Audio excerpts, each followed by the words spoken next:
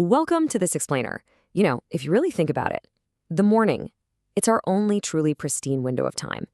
It's that brief, beautifully quiet period right before the world wakes up and starts demanding your attention. And that makes it the absolute best time to set the trajectory for your entire day. Today, we're unpacking the whole shebang, the science, the philosophy, and the hard-hitting business realities of optimizing those first few waking hours. Okay, let's dive into this. 35,000. That is the staggering average number of decisions an adult makes every single day. I mean, from what to wear to figuring out how to respond to that critical email, every single choice adds up. And all of this heavily taxes your frontal lobe. That's the part of your brain responsible for complex planning, organization, and taking initiative. And when you drain that frontal lobe, you experience something called decision fatigue. Basically, the more choices you make, the harder it becomes to make good ones. It's like a battery draining down to zero. So by structuring your morning purposefully, you're essentially pre-deciding your actions. You automate the first few hours of your day, preserving that precious cognitive energy so decision fatigue doesn't completely ruin your productivity when the stakes are much higher later on. To give you the ultimate toolkit, we're going to follow this cognitive map. First up, the battle for the morning. Then, the biology of waking up. After that, mindset, meaning, and movement. Then we'll get into eating the frog, followed by the CEO reality check, and finally, crafting your perfect routine. Let's get into it. Section 1. The battle for the morning, conquering the covers. Now, what's really interesting about this slide is that it shows getting out of a warm bed isn't just a modern struggle. Humans have literally fought this exact battle for millennia. This quote here, written by a Roman emperor. Marcus Aurelius ruled the known world, yet he still had to lean on Stoic philosophy just to convince himself to get out from under the warm bedclothes. He had to remind himself, hey, I'm not made to lie in bed and just take pleasure. I'm rising to do the active work of a human being. Section 2. The biology of waking up. The science of morning energy.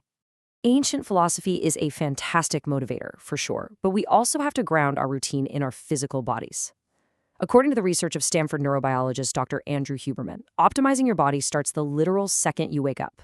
First thing, hydrate. Water, lemon, and a bit of salt to kickstart your bodily processes. Next, try to get bright sunlight in your eyes for about 30 to 60 minutes. This triggers an early cortisol peak and really sets your circadian rhythm. Now here is a tough one for a lot of us. Delay your coffee by 90 to 120 minutes after waking up. It optimizes that cortisol pulse and stops those awful afternoon crashes. Oh, and if you really want to wake up, take a cold shower.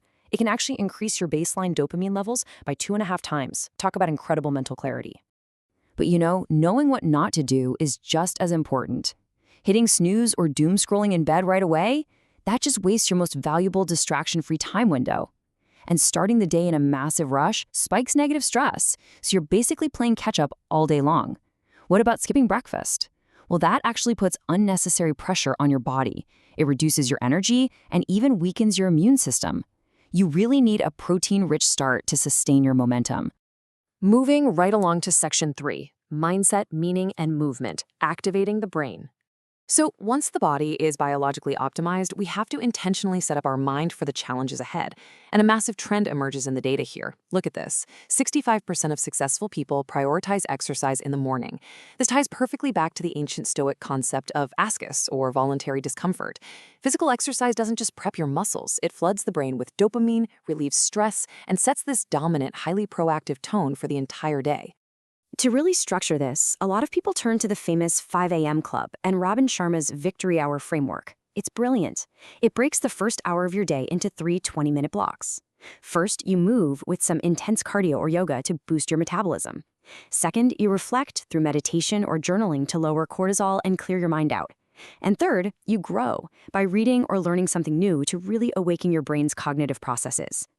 Keep in mind, though, consistency is absolutely key here.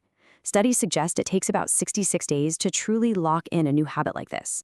Now, during that 20-minute reflect portion, practicing gratitude is highly effective. Think of your mind kind of like a garden. As the Stoics taught, deliberately practicing gratitude is just like planting good seeds in your mental soil first thing in the morning. By doing this, you are physically preventing negative, anxious weeds from taking root as your day inevitably gets more chaotic. Which brings us to Section 4, eating the frog, mastering execution. Okay, so your body is buzzing, your mind is totally clear. Now, it is time for hardcore execution. There's this famous productivity concept popularized by Brian Tracy called Eat That Frog. Now, don't worry, we're not talking about a literal frog. It's actually inspired by a Mark Twain quote. The idea is that if the very first thing you do each morning is eat a live frog, well, nothing worse can happen to you for the rest of the day, right? Your frog is your biggest, hardest, and most important task. It's the one you're most likely to procrastinate on. If you discipline yourself to tackle this exact task first, before literally anything else, the momentum you generate is absolutely unstoppable. All right, Section 5, the CEO reality check, when chaos strikes. So, the crucial point is that everything we just talked about is fantastic in a vacuum. But if you're leading a hypergrowth startup, yeah, that peaceful, aspirational Zen morning of slow reading can completely shatter before the sun even comes up. When your inbox volume is doubling annually, your morning looks a lot more like 5:45 a.m. server outage alerts, escalations from overseas clients, and super urgent texts from your board. For these leaders, the early morning is all about rapid triage, not quiet meditation. To survive this kind of chaos, top executives use frameworks like the crisis-ready 30-30-30 model. This breaks the first 90 minutes into rapid sprints. You spend 30 minutes on a situational scan, checking critical alerts and looking for actual signals in all the noise. Then, 30 minutes on decision drafting, outlining context and options for major blockers. And finally, 30 minutes for stakeholder alignment, where you fire off directives before the rest of the team even logs on. It completely prioritizes speed and unblocking the team over having a perfectly aesthetic morning ritual. And today, the absolute best leaders are using AI to protect their frontal lobes.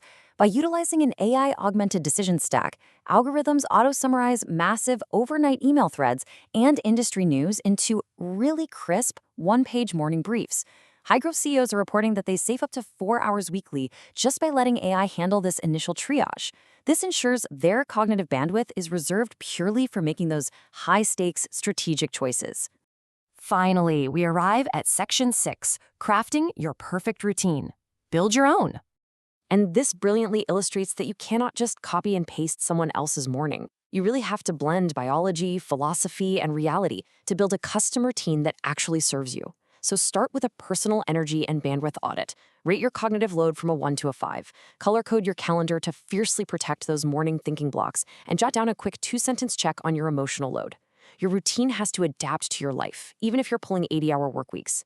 Actually, speaking of 80-hour weeks, the data shows that regardless of how incredibly busy you are, getting 7 hours of sleep and having protected morning focus time are absolute non-negotiables if you want to perform at a high level.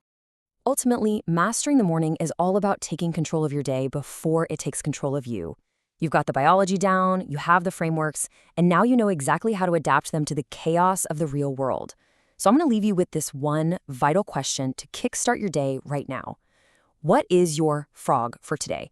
Identify it, go eat it, and absolutely conquer your morning.